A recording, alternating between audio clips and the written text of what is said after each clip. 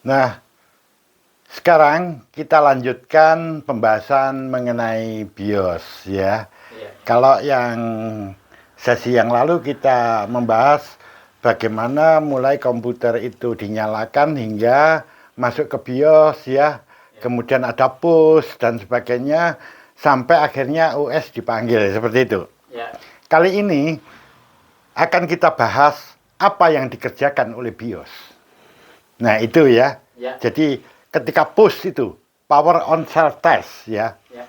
Nah, di sini perlu kita ketahui dulu BIOS itu kan firmware, program. Nah, itu pembuat BIOS ini banyak sekali. Ada yang membuat namanya Award. Perusahaan pembuat BIOS itu namanya Award. Ada yang Phonik, ada yang IBM. Kemudian yang di sana itu ada yang Dell. Kemudian ada yang AMI BIOS dan lain sebagainya. Banyak sekali jenisnya. Nanti setiap BIOS, jenis BIOS buatan dari pabrik-pabrik ini, merek-merek ini, itu nanti memiliki ciri yang berbeda-beda. Jadi begini ya, ketika BIOS itu sudah aktif, mulai memeriksa di komputer itu, jadi kayak memeriksa perangkat kerasnya, seperti hard disknya, memorinya, kartu grafisnya, dan lain sebagainya. Ya, kalau seandainya perangkat-perangkat yang diperiksa tadi itu ada masalah, dia akan memberikan tanda-tanda tersendiri, di mana pada merek BIOS yang berbeda, tanda-tandanya berbeda. Tanda-tanda itu bisa berupa bip, ya, bisa berupa tulisan yang muncul di layar, bisa juga melalui LED, lampu, ya, atau tanda-tanda lain, misalnya gelap, ya, dan sebagainya. Tanda-tanda lainnya itu ada gitu. Nah, sekarang yang kita bahas adalah tanda-tanda apabila ada bip muncul. Contohnya di sini. Ketika komputer itu dinyalakan, tiba-tiba muncul bip satu kali. Setelah muncul bip satu kali, kemudian muncullah OS-nya. Jadi bip pendek, tit. Nah gitu ya. Nah itu artinya normal. Jadi pemeriksaan terhadap perangkat keras komputer itu tidak ada masalah. Dia jalan. Itu untuk BIOS, Award atau Phonik dan IBM. Sedangkan untuk yang jenis lain bisa berbeda loh. Ada yang tandanya bahwa dia normal itu nggak ada masalah tuh, titnya 2, tit begitu. Oh ya benar. Ya, nah jadi nanti setiap merek ini memiliki bip yang berbeda, artinya berbeda, kayak begitu. Iya. Contoh yang berikutnya, jika ada bip yang terus menerus, misalnya tit terus menerus kayak gitu, kalau untuk Award, Phonik itu sebagai tanda bahwa di situ ada masalah RAM, memori bermasalah, entah bermasalahnya apa begitu ya, harus dicek nanti. Atau mungkin kartu grafisnya. Jadi kalau dalam kasus Award atau Phonik biasanya RAM kartu grafis tidak terdeteksi.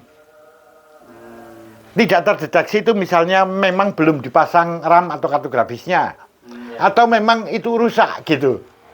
Nah kayak gitu ya. Kalau untuk IBM beda, terus menerus itu ada masalah di power supply PSU. Kalau tidak PSU ya motherboard, kalau nggak motherboard ada keyboard. No, ini tanda bip yang sama memiliki arti yang berbeda. Kalau pembuatnya berbeda, paham ya di sini ya? Paham ya. Nah, contoh lagi, satu bip panjang, satu bip pendek. Jadi itu kayak gini, tit. Nah itu ya. Nah ini ternyata untuk Award atau Phonik atau IBM sama tuh, itu ada masalah di motherboard gitu.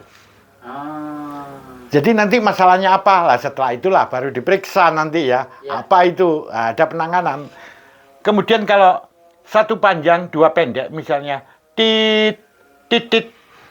Nah ini biasanya pada ini Kartu grafis. ya, kartu grafis atau video ya. Di situ ada masalah di situ. Kalau yang ini biasanya terdapat pada komputer-komputer yang tipe lama seperti itu. Yang ini nih, ya. Tapi kadang di tipe baru begitu juga kok, sama. Nah, kemudian bip ini masih banyak sekali. Misalnya 1 kali panjang, 3 kali pendek. Kadang-kadang ada 3 kali pendek, 2 kali pendek, dan sebagainya. Ya. Jadi ini hanya contoh sebagian aja, hanya sekedar sebagai contoh. Jadi ini ada puluhan masih. Iya, iya. Saya tidak akan membahasnya itu. Iya, iya. Ya karena saya sendiri juga nggak akan hafal. Iya, iya. Silakan cari di internet aja. Iya, iya. Ya. Nah, contoh sekarang untuk bib del. Ini saya tuliskan di sini. Dia kalau ada bib satu kali itu tanda bios ROM-nya. ROM bios itu loh, yang Iya, iya. sebelum ini sudah kita bahas. Iya. Itu ada masalah di situ itu. Wah, ini biosnya masalah ini. Ketika dia memverifikasi bios karena diperintahkan oleh Bootstrap, yang sebelumnya kan begitu. Iya. Ya. Terus timbul berarti biosnya ini bermasalah. Kalau titnya 2, berarti di sini memorinya tak terdeteksi. Iya. Itu bisa terjadi memori belum dipasang, ya. Iya. Atau mungkin ada masalah lain, masangnya nggak sempurna, misalnya begitu. Iya, iya. Kalau titnya 4 kali, berarti memori itu sudah terpasang penuh, ya. Tapi dia ada masalah itu di situ. Iya, iya. Entah memorinya rusak atau slotnya yang nggak benar, kayak begitu. Iya. Kalau tit 3 kali, berarti motherboard. Iya. Dan seterusnya di sini 5 kali berarti baterai CMOS. Kalau 6 kali berarti video card atau graphic card atau kartu grafis. Orang umum menyebut VGA card itu. Iya, iya. Kalau 7 kali berarti CPU atau prosesor. Iya. Dan seterusnya. Lihatlah, setiap merek BIOS beda-beda tandanya. Nah, sekarang pada motherboard tertentu dia itu tidak menggunakan bib, Iya. tapi dia menggunakan lampu LED. Jadi ini contohnya ya, pada motherboard baru ya, Iya. yang saya tahu itu yang di merek Asus, di Asus. Oh iya, Asus ada LED-nya. Gitu. Ya. Satu ya. Nah di situ enggak, di sini LED-nya ada 4 itu, Oh 4 ya. 4 berjajar gitu, Oh. 4 berjajar biasanya berada di tepi ya, di tepi memori gitu ya. Ada di situ tuh, ada nanti lampu LED itu berjajar dan ada keterangan. Jadi kayak begini ya. Nah ini lampu LED-nya, misalnya berjajar begini, 4 begini. Nah nanti di sini ada keterangan boot ya. Oh. Terus di sini DRAM. Kemudian ada lagi di sini grafis. Ada lagi CPU. Nah begitu ada tulisannya. Oh. Jadi kita bisa melihat langsung nanti mana yang nyala gitu. Ya. Nah ini yang saya lihat di Asus itu begini. Pada LED yang untuk tanda boot ya, itu warnanya kuning hijau. Kalau DRAM itu nanti kuning. Kalau untuk grafis ya, baik kartu grafis eksternal ataupun yang internal ya, itu rusak. Itu namanya apa? LED-nya itu warnanya putih. Kalau yang untuk CPU ini merah. Jadi artinya itu bagaimana sih? Begini ya. Kalau LED ini yang timbul adalah kuning hijau ya, dia yang aktif, LED-nya aktif, itu sebagai tanda bahwa perangkat boot tidak ada atau mungkin rusak. Lah perangkat boot itu apa? Misalnya hard disk ya. Hard disk itu kan berisi OS kan. Oh iya. Nah, kemungkinannya satu, perangkat boot tidak ada. Oh, belum terpasang gitu. Iya, iya. Ya. Tapi kadang pula sudah terpasang itu. Ya. Tapi kok menimbulkan kayak gini, dicek dong. Mungkin nancapnya kurang benar kabelnya itu. Nah, dicek di situ. Iya. Atau mungkin memang rusak gitu. Iya, iya, iya. Ya, kalau rusak itu harus dicek juga. Atau kemungkinannya bukan rusak. Ya, jadi perangkatnya nggak rusak. Tapi ada perangkatnya, misalnya hard disk ya. Ada hard disknya, tapi belum terisi Iya. sistem operasi. Operasi. Benar. Atau sudah terisi, tapi sistem operasinya rusak. Nah, ini maksudnya di sini. Intinya itu ada masalah di perangkat boot. Jadi harus diperiksalah di sini. Iya, iya. Cara Masuk meriksa. BIOS-nya juga iya yang ya di lampu itu ya. Iya, jadi BIOS-nya tadi itu, kalau ini kan BIOS-nya menimbulkan bip kalau ada masalah. Iya, iya. Kalau di sini BIOS-nya menimbulkan lampu. Lampu kuning hijau. Iya. Jadi tahu kita. Jadi tadi ya kalau kuning hijau yang aktif nyalanya, maka periksalah perangkat bootingnya hard disk itu. Kalau SSD ya SSD, ya. Dicek. Jadi pertama kali dicek tancapannya udah bener enggak? Dibetulkan. kemudian dicek itu sudah ada sistem operasinya enggak, Iya. ya. Kalau ada sistem operasinya rusak enggak, coba diinstal ulang. Iya. Apa sistem operasinya? Kalau jalan ya sudah. Kalau enggak ya mungkin nggak bisa diinstal ulang. Iya perangkatnya tadi yang rusak kayak begitu Iya. penanganannya. Sekarang kalau warna kuning yang nyala, berarti ini adalah DRAM. Jadi ini adalah memori utama. Artinya bisa jadi memori utamanya belum terpasang, Iya. ya. Atau sudah terpasang tapi belum sempurna. Jadi harus ditarik kembali kemudian ditancapin lagi. Atau mungkin memang dia rusak. Nah, untuk meyakinkan rusak, begini, memorinya itu dilepas ya. Ingat, setiap melepas memasang itu baik tadi yang perangkat boot atau memori utama semuanya lah ya, Iya. harus dalam kondisi komputer mati. Ya.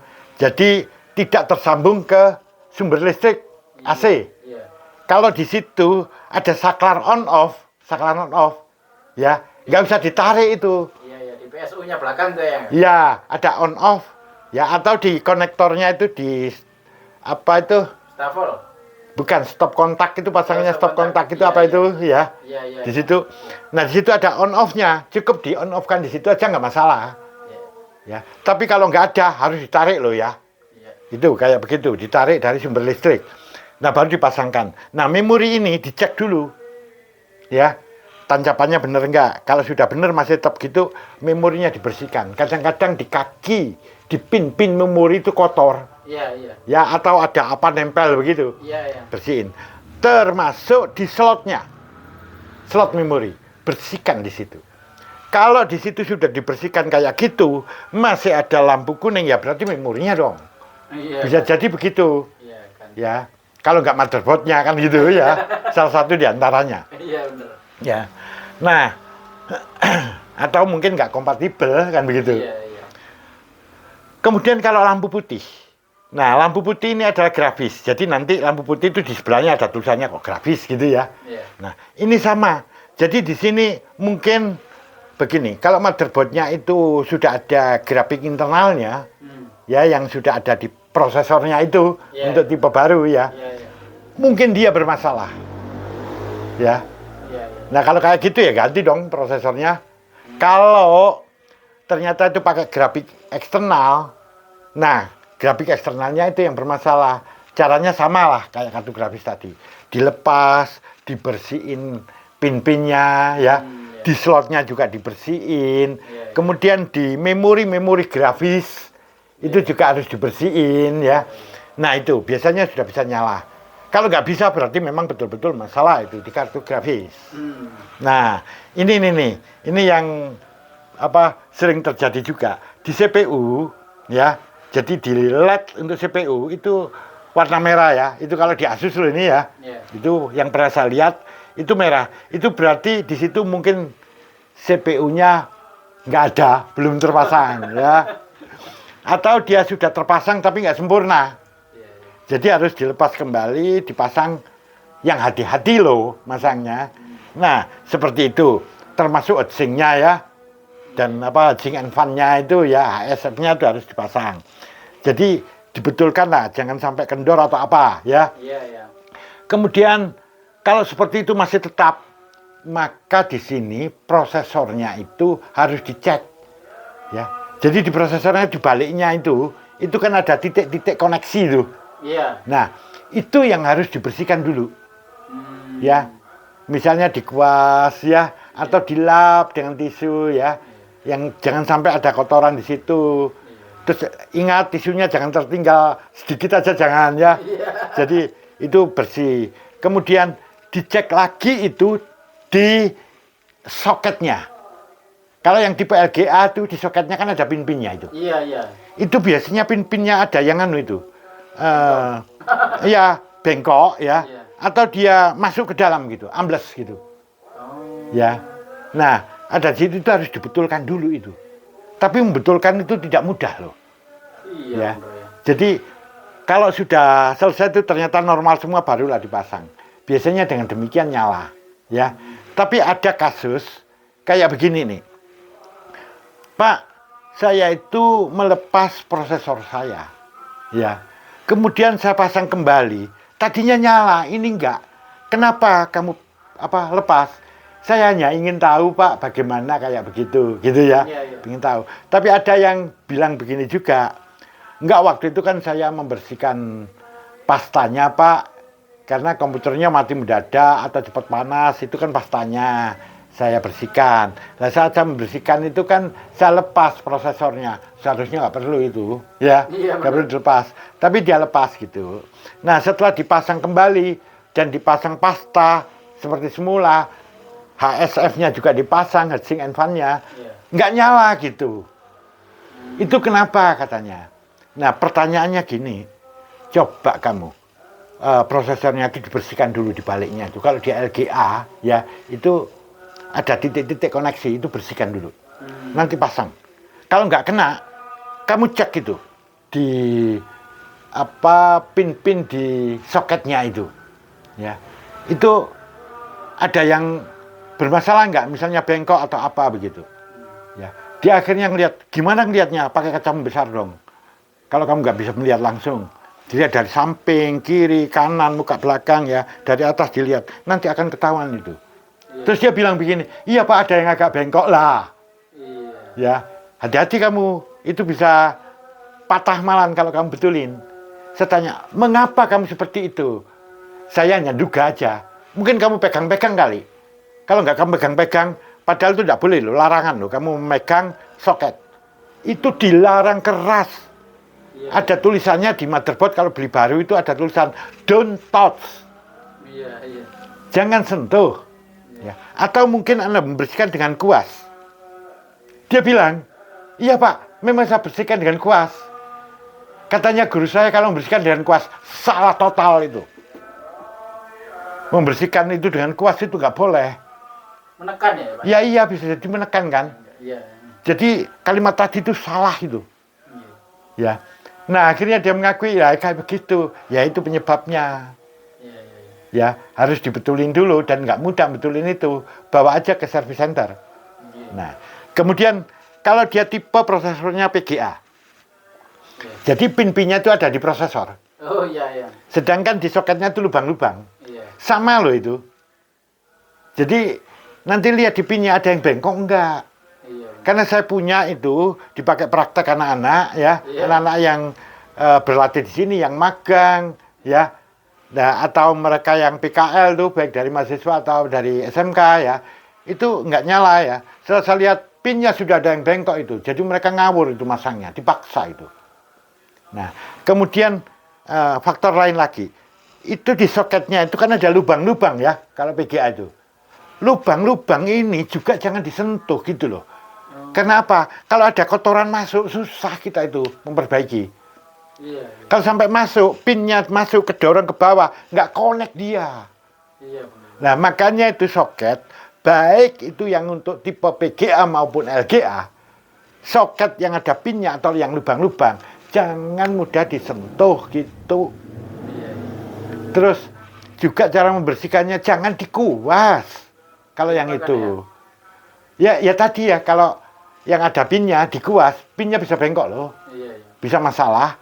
Nah, kalau yang berlubang-lubang, itu malah debu masuk gitu. Iya benar. Ya. Ya, yang betul itu pakai peniup itu loh, ada peniup itu. Oh benar. Ya.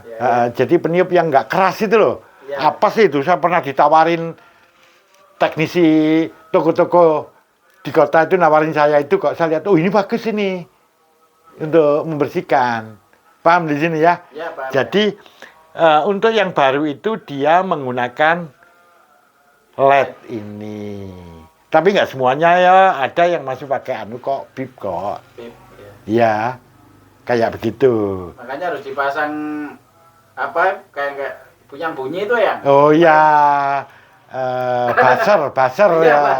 Kalau yang pakai ini dong. Buzzer, ya. Ya, Iya. ya kalau pakai ini ya sudah cukup pakai yang LED-nya itu. Ada pertanyaan di sini? Sudah ya. Ya, oke, kita bahas selanjutnya ya. Oh iya, ini saya berikan gini. Soal cara pengaturan BIOS ya. Jadi BIOS itu kan menunya banyak gitu, menunya. Nah itu banyak yang nggak ngerti loh. Paling-paling dia ngertinya ngisi tanggal, Iya, betul, ngisi jam, Booting. yang terus ngatur booting. Iya. Lah sedang yang lainnya dia nggak paham itu. Iya, enggak paham ya. Nah, patut dicatat. Semua menu-menu yang ada di situ itu berisi tentang pengaturan perangkat keras. Jadi kayak fitur-fitur teknologi perangkat keras kayak prosesor, fiturnya, kemudian kartu grafis, memori utama, itu ada di situ. Kalau Anda tidak tahu perangkat keras, ya Anda tidak akan tahu itu mengatur BIOS. Itu sebabnya di sekolahan ya atau di kuliah kadang itu wajib diajarkan BIOS. Nah, Ya, tapi ternyata pengajarnya sendiri nggak ngerti gitu. Ya, makanya yang diajarkan cuma itu. Makanya untuk itu harus tahu perangkat keras dulu, baru nanti bisa ngatur BIOS. Contohnya ya, itu di blok prosesor itu ada gini. Hyper trading. Ya, hyperthreading, turbo boost, Iya, benar. kemudian ada BCLK, Iya. ya, base clock, kemudian ada ACE, ya, kemudian ada apa? Lah kalau mereka nggak ngerti itu gimana ya? Ada NX bit, XD bit, ya, macam-macam di situ itu. Lah kalau dia nggak ngerti itu terus mau ngapain gitu loh, ya. Iya. Itu kan harus diatur, ada disable, enable, kemudian angka untuk BCLK, base clock-nya. Base clock itu apa, ini apa? Kalau nggak paham ya sudahlah, selesai. Iya, iya. Nah, makanya kita tidak akan membahas pengaturan BIOS ini sebelum pengetahuan perangkat keras itu selesai. Yang kita bahas itu. Iya. Jadi kalau itu tunggu aja, ya, pada saatnya nanti. Sebab kalau dijelaskan sekarang percuma juga Anda tidak mengerti. Akhirnya ignorant. Ignorant, pokoknya kalau ini begini, pokoknya begini. Kalau tidak begitu, gimana? Ah, nggak bisa. Iya. Oke ya, Oke. tunggu pada bahasan selanjutnya nanti. Iya.